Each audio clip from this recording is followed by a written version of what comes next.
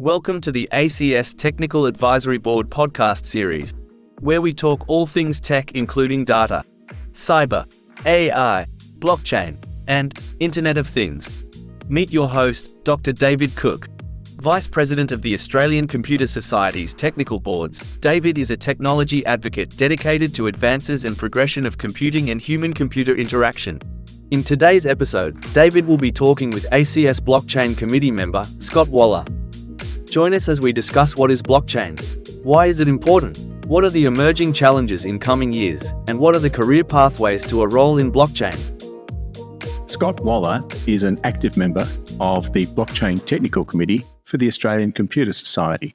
He is an associate partner of EY, and he's a national and international expert in the intersection of blockchain and supply chains. Scott Waller, welcome to the podcast. Thanks, David. Let's start by asking, what do we mean by blockchain? Why is it such an important technological advancement? Yeah, so I think blockchains have risen to fame through cryptocurrencies, but actually blockchains are a new computing technology that allow us to really change the way in which we share and come to an understanding of data and trust in a decentralized way.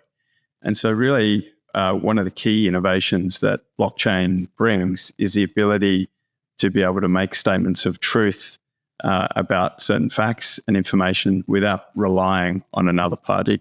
And that is one of the key things in which Bitcoin was able to establish around the way in which its ledger worked and sending value between parties in a decentralized way. Now, obviously, when it comes to blockchain, there are much broader applications than what we see for cryptocurrencies. So think about making statements of fact about a company internal ledger or accounting statement, or indeed how much goods or inventory or supply a company may have with another counterparty it is trading with. So what blockchains will enable companies to do in the future is to have a more trusted position on certain data points in which they care and which their trading partners care. So thinking about blockchains means thinking about almost every area of commerce, every area of engagement with where technology seeks to establish truth. What are the emerging challenges for the next 5 years in which you see blockchain playing a big part? Well, 5 years is a long time in emerging tech. So no one has a crystal ball, of course, on this, and it is still a very new technology in the scheme of things. But I think what we're going to see be one of the major agenda topics is a regulation, in particular around financial services applications.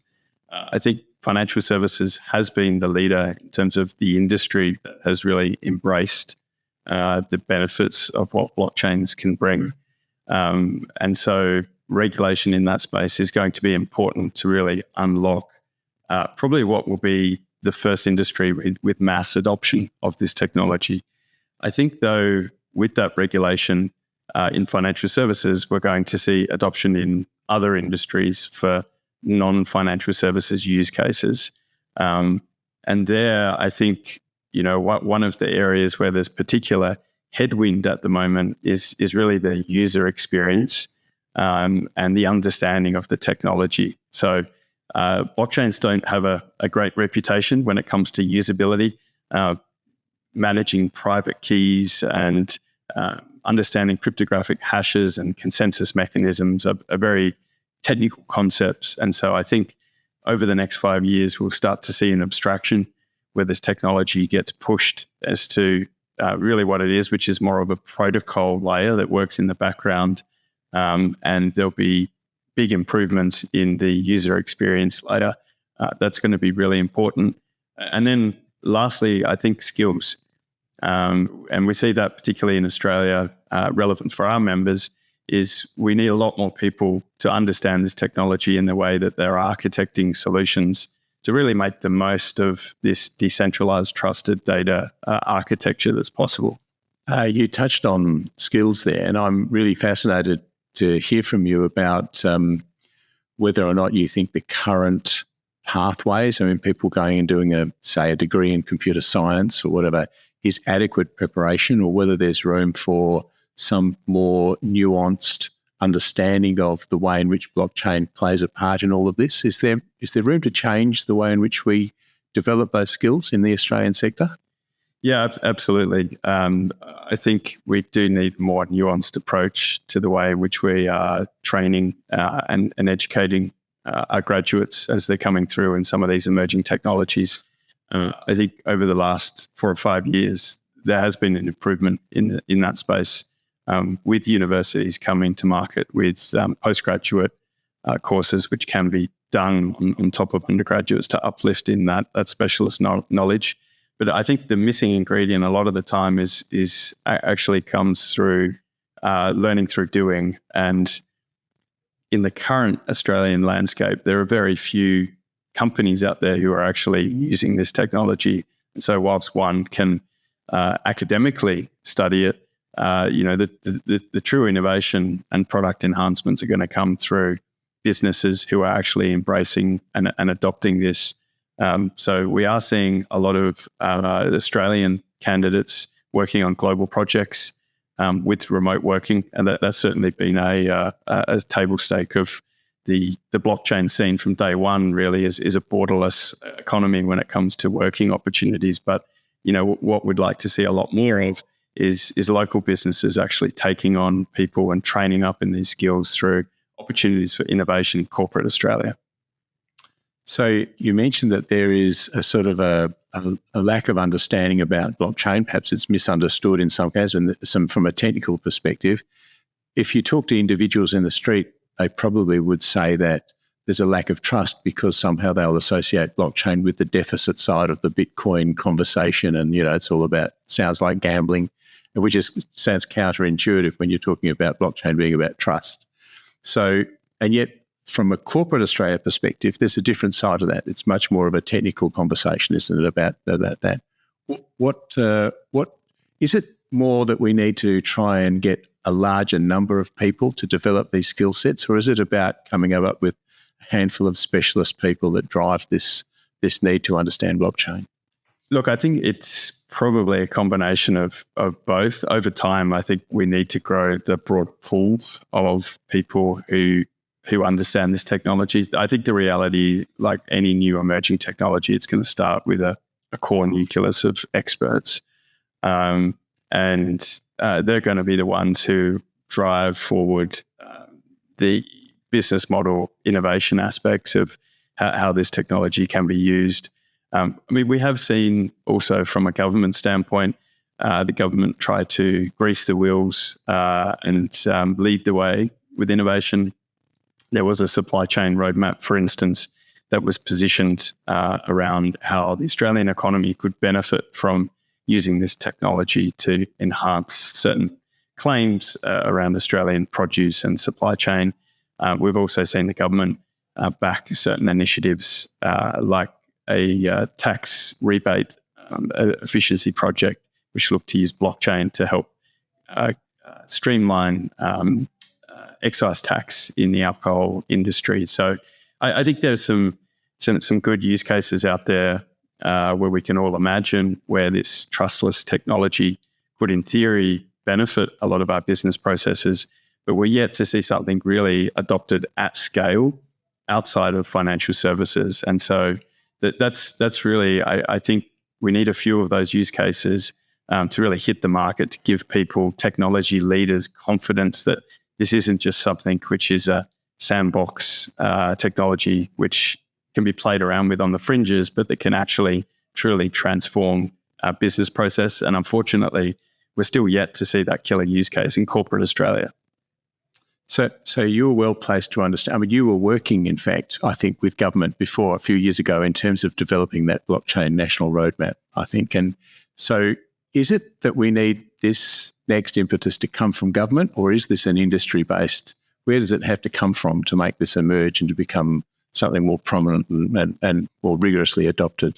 I would love to say that government vision and help in this field will be the next logical step. But I just can't see it happening anytime soon. And so my view is that there's enough examples out there from other jurisdictions. There's enough examples now within the financial services sector that illustrate what this technology is mature at doing and perhaps where it's not. And so the things like settling financial transactions, dealing with complex contract terms, like we see playing out through applications in financial services with decentralized finance, the ability to have complex if and then else statements and keep track of debits and credits between counterparties and at scale. And this is something that businesses do day in, day out, whether that's between themselves and a government agency for a particular royalty position that they may have to settle, think mining resources sector, or whether that's between a counterparty that they're trading with and maybe complex volume discounts that they may be eligible for across multiple product types which they're transacting with. These types of use cases may sound quite boring, but actually they're the ones that blockchain is really good at as a ledger technology, as a settlement layer. And they're going to bring massive efficiencies to back office in terms of cycle time, processing time, but also reducing costs in reconciliation and just taking friction out of business relationships with back office accounting and reconciliation processes. So that's what I'm optimistic about as the next step, is that business is going to see this really as an efficiency play in their back office settlement. So that decentralized finance, the DeFi conversation movement, or I guess if you like, I mean, Australia's a little bit unique in terms of its export-driven natural resources. And so that's one of the things that triggers some of this, I suppose. Could you expand a bit more on beyond just simply mining, but what are the opportunities that are waiting for us to just run with? Renewable energy sector is one that comes to mind. Australia's role in these emerging technologies, whether it be the raw materials that we're digging out the ground and how we differentiate between our practices and our labour conditions as those products go into global supply chains. So the provenance of materials, but not just the provenance, but the conditions that have gone into that. So the total CO2 that's gone into the production of the raw material, as an example. Blockchain can be the digital layer that keeps track as these raw materials move through supply chains to give counterparties confidence in the material they're receiving, what the attributes are. I think the other one is, related to supply chains and renewables are these emerging products like green steel, green hydrogen, actually being the trusted reporting layer containing statement of facts and audit evidence to actually, again, verify that these claims that we're going to start seeing come out around products are in fact true. I think we've all read the headlines around things like carbon credits, even in a regulated market like the Australian carbon credits regulated by the government. We know there are issues with the quality of claims around certain ACCUs.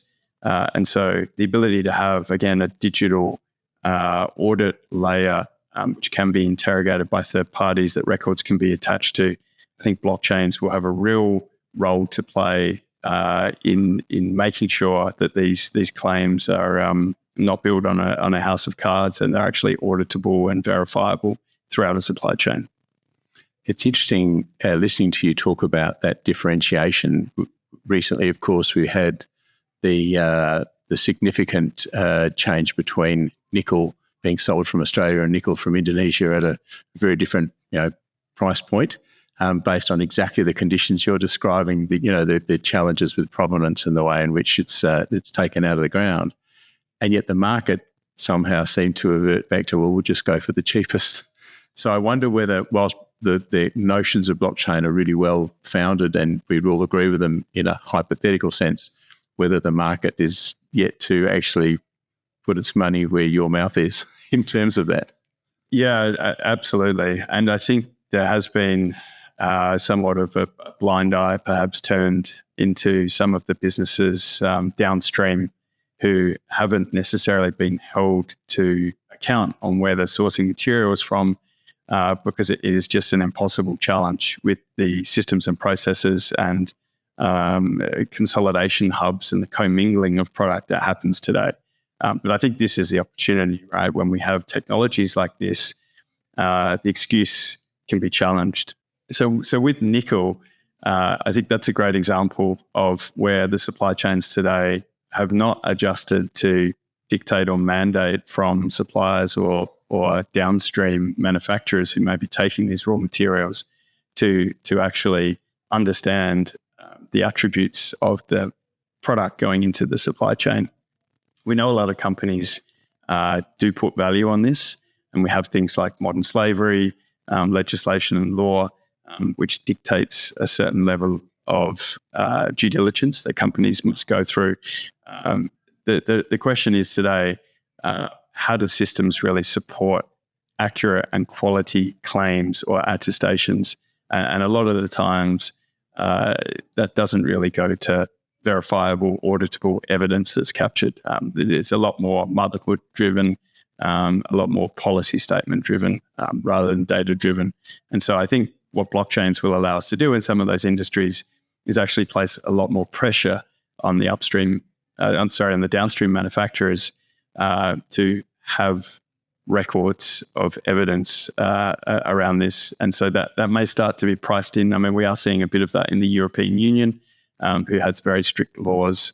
And we saw some blowback after some not so good press in the Australian mining industry around some of our environmental management, which is creating headwinds for Australian companies and having to go the extra mile to actually prove their environmental conditions. So I think this will start to emerge, and regulators, and particularly led by the European Union, will start to enforce that. I know here locally within Western Australia, there are actually nickel exporters through the likes of Tesla actually using traceability systems based on blockchains to do that already today. So some companies are at the forefront, but it's certainly not widespread.